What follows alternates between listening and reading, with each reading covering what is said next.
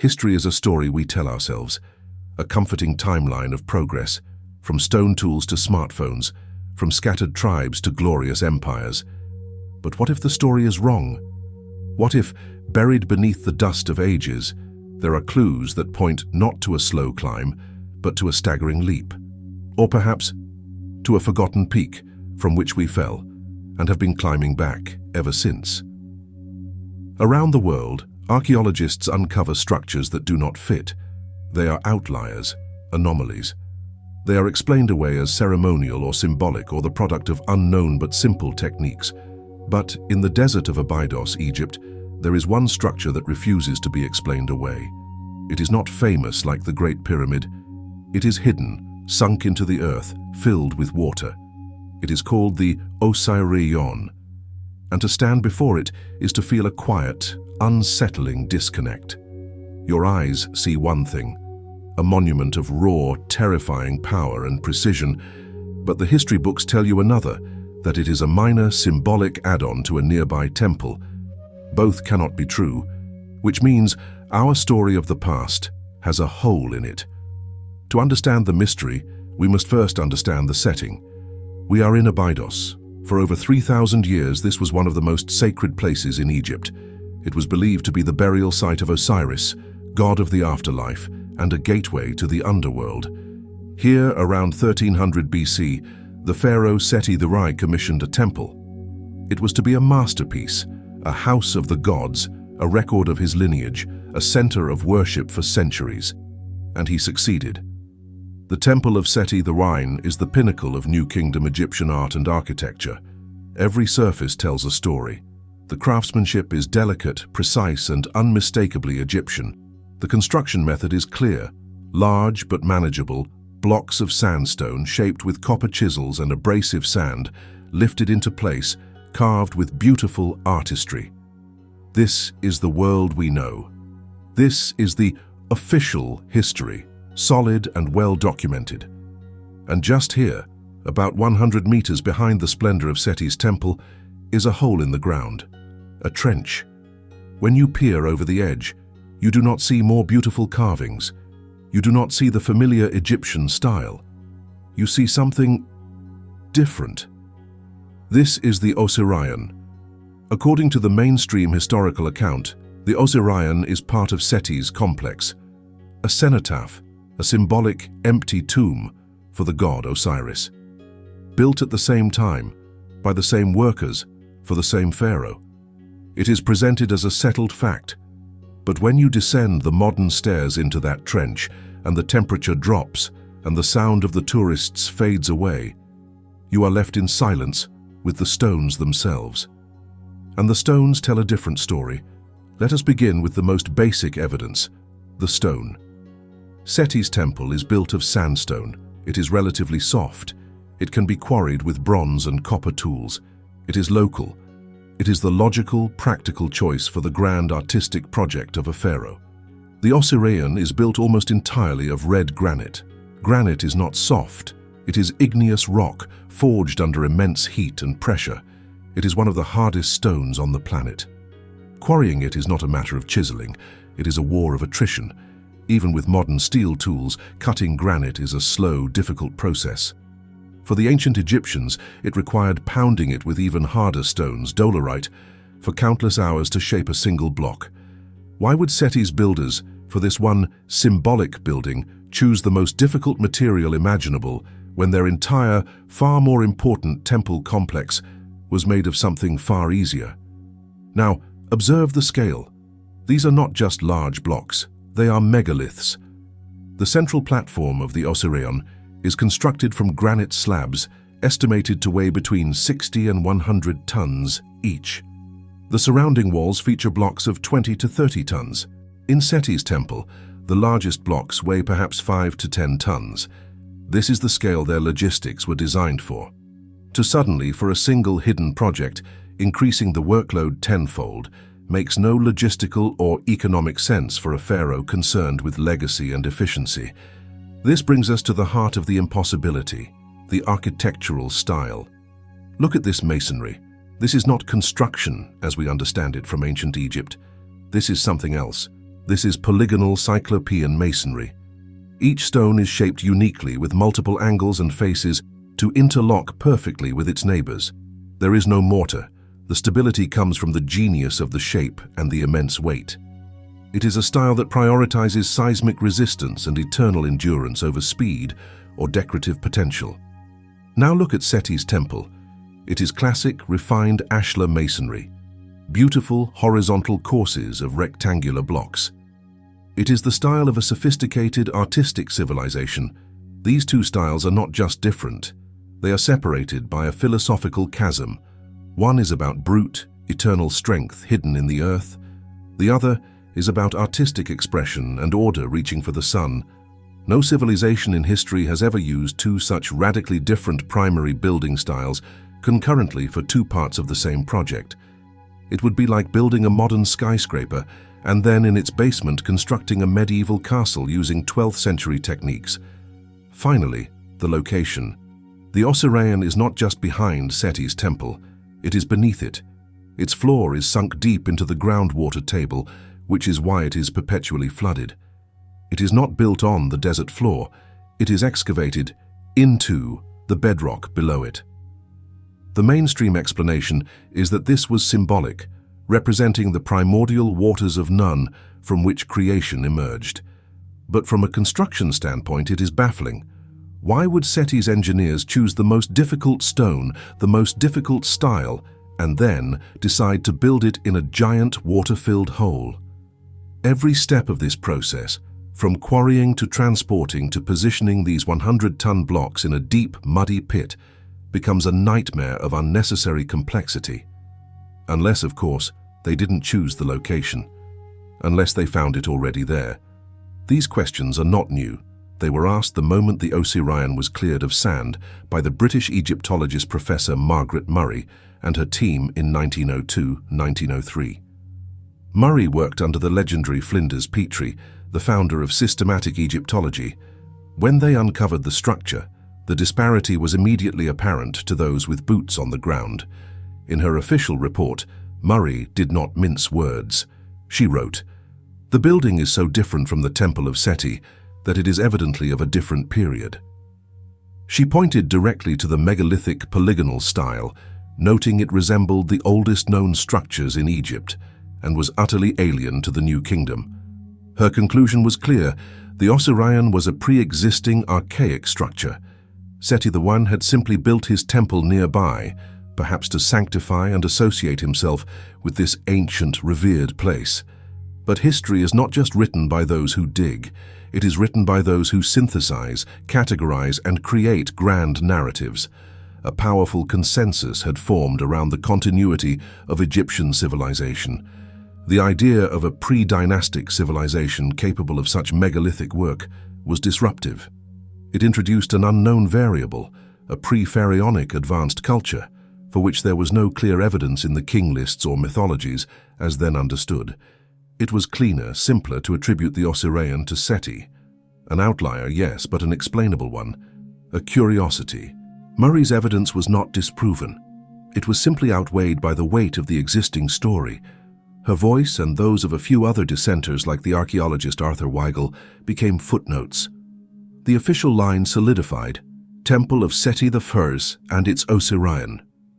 Built c. 1300 BC. The stones were silent. The books spoke louder. The Osireion presents a clear typological problem. When you apply standard seriation, the sequencing of artifact styles, the Osireion's masonry fits much earlier, with the crude but massive Old Kingdom Valley temples or even earlier. Linking it stylistically to Seti's temple requires a suspension of the very analytical rules we use everywhere else in Egyptology. It's an uncomfortable spot, so it's often taught as a unique ritual aberration. This is the suppression pattern, not a dramatic conspiracy, but a slow, academic gravity. Anomalies are filed away, not because of malice, but because they threaten the stability of a carefully constructed house of cards. Each accepted fact supports another. To pull one out, the dating of the Osireion, risks shaking the entire chronological edifice of early Egypt. But the Osireion's mysteries are not limited to its walls. Its very layout deepens the puzzle. It is not a linear temple.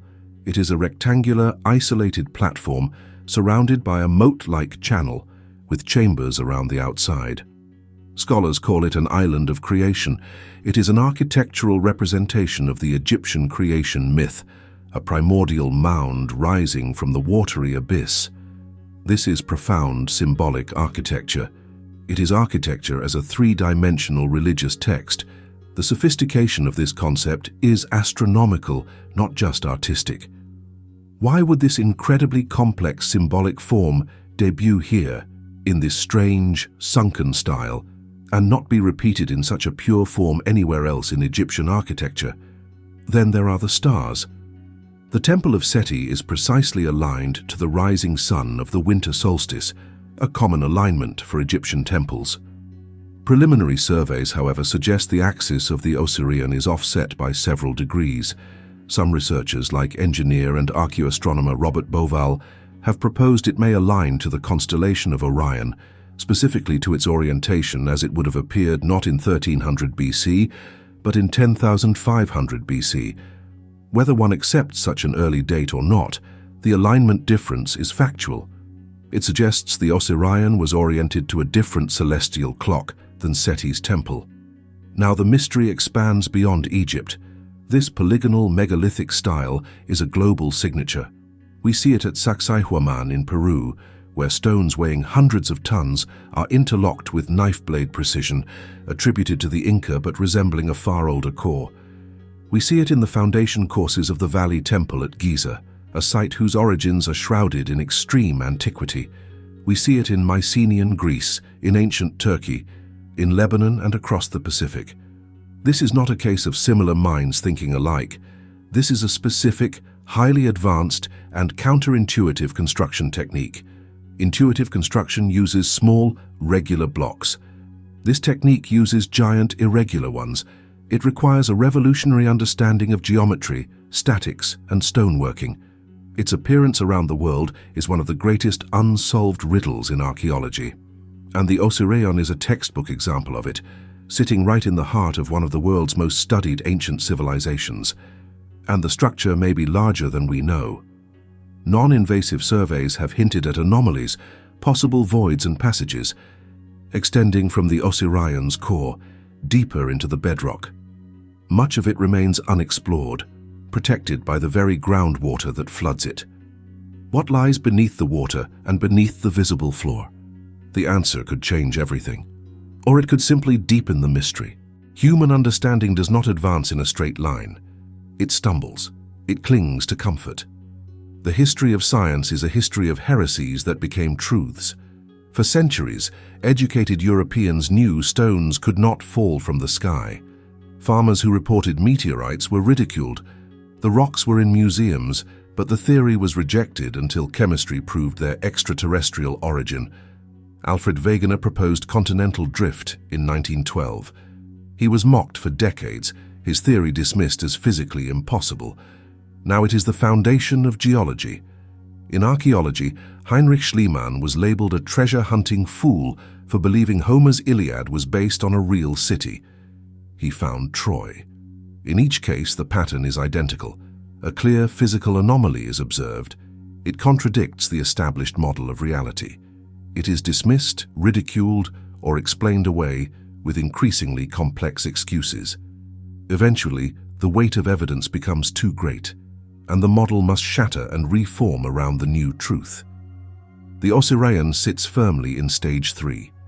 It is a physical anomaly. It contradicts the established model of New Kingdom Egyptian capabilities. It is explained by a symbolic, ritual exception. The question is not whether the Osireion is anomalous. Every expert agrees it is. The question is whether our model of history is flexible enough to accommodate what the anomaly suggests. So we arrive at the core of the mystery, the single glaring question that all the evidence points to and that no conventional explanation satisfactorily answers.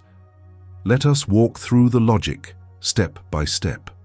Pharaoh Seti I ruled in the 13th century BC. His reign is well documented.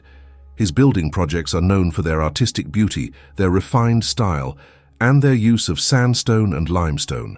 The Osireion is made of red granite, in a brutalist polygonal megalithic style sunk into a water-filled pit. Therefore, the logical conclusion, as drawn by the discoverers, is that these two things are products of different eras, different philosophies, and different levels of technological priority. To insist they are from the same time and culture forces us to accept a series of illogical premises. Seti's architects mastered two completely different world-class construction technologies simultaneously, but used the vastly more difficult one only once, for a hidden building. That they chose the most logistically challenging material for a symbolic project, while using easier material for the primary temple to the gods. They developed a revolutionary seismic-resistant masonry style and then abandoned it completely, never using it again for palaces, fortifications, or tombs. That they went through the incredible effort of excavating a massive deep pit in the water table to place this building for purely symbolic reasons, when a symbolic mound above ground would have conveyed the same idea, which requires a greater leap of faith, to accept that a powerful pre-existing monument was adopted and venerated by a later culture, a phenomenon seen all over the world, or to accept that a known civilization acted in a way that contradicts all its other observed behaviors for no discernible practical reason. The Osireion is not asking us to believe in aliens or lost super-civilizations. It is simply asking us to look at two pieces of architecture and trust our own eyes. Our eyes see a stark difference. Our history books insist on a similarity. Someone is wrong.